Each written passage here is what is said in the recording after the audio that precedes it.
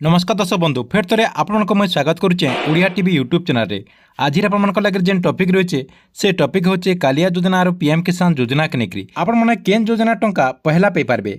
आपने पहला कालिया योजना टंका पे पारबे कि पहला पीएम किसान योजना टंका पे पारबे जेनटा कि ई वीडियो माध्यम आपने पूरा डिटेल जानीपारे से लगे वीडियो के लास्ट तक देखुन। आउ जदि आपको वीडियो भल लगा बेले गोटे लाइक करदे।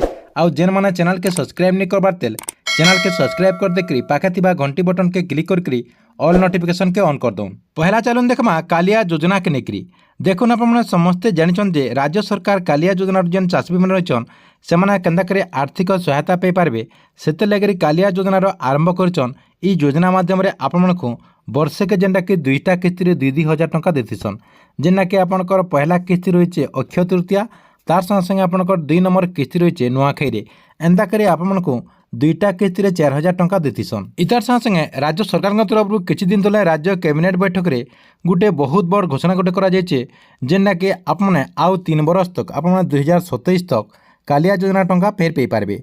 तार संगे संगे राज्य सरकार चाहे आपको जेन वर्षे के 2टा किस्ती दौन टंका राज्य सरकार जदि चाहे बेले आपको 3टा किस्ती भी टंका पे पारबे।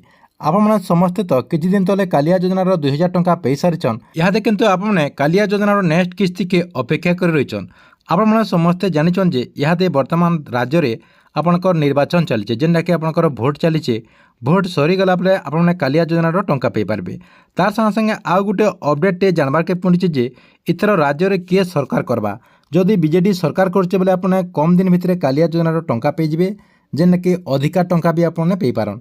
तार संगे संगे जदि राज्य रे बीजेपी सरकार करछे बेले आपण मानको कालिया योजनार टंका पेबार के टिके डेरी ही पारे लेट रे आपने कालिया योजना टंका पे पारबे। तार संगे संगे आउ गोटे योजना रही जेनटा कि पीएम किसान योजना टंका आपने समस्ते तो जानिछन केंद्र सरकार तरफ आपको कालिया योजना टंका जेनता दि जाऊे पीएम किसान योजना टंका भी सेंता दि जाऊे किंतु ये आपको 3टा किस्ती मिलती जेनटा कि 4 मासे आपने 2,000 टंका पेतीसन जेनटा कि वर्षे के केंद्र सरकार तरफ 6,000 टंका आपनकर अकाउंट के डायरेक्ट डीबीटी माध्यम ट्रांसफर कर जाती।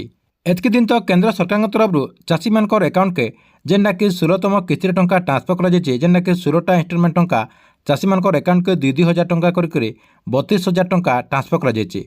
इहाते किंतु चाषी मैंने 17तम इंस्टॉलमेंट टंका के अपेक्षा कर रहीछन जेनटा कि कम दिन भितर आपने 17तम इंस्टॉलमेंट टंका भी पे पारबे। कहुछि जे माननीय प्रधानमंत्री नरेंद्र मोदी जून 10 तारिख जेन शपथ ग्रहण करबे जे नुआ सरकार गठन करबे आर प्रधानमंत्री नरेंद्र मोदी जे नुआ प्रधानमंत्री भाव शपथ ग्रहण करबे से दिन पीएम किसान योजनार 17तम इंस्टॉलमेंट टंका केवे देबे जे माननीय प्रधानमंत्री नरेंद्र मोदी तारीख भी घोषणा करिपारन बोली करी आशा करा जायछि।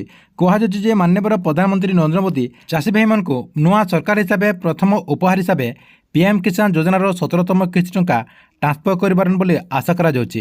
सेति लगे जेन माने पीएम किसान योजना रे आगरू टंका पाउथिले आर सेमाने जदि पीएम किसान योजना 16तम किस्ती टंका नहीं पे बेले आपने आपनकर टाटस के चेक कर दौन आपनकर टाटस रे सब किछि ठीक ठाक अच्छे कि नहीं चेक कर दौन।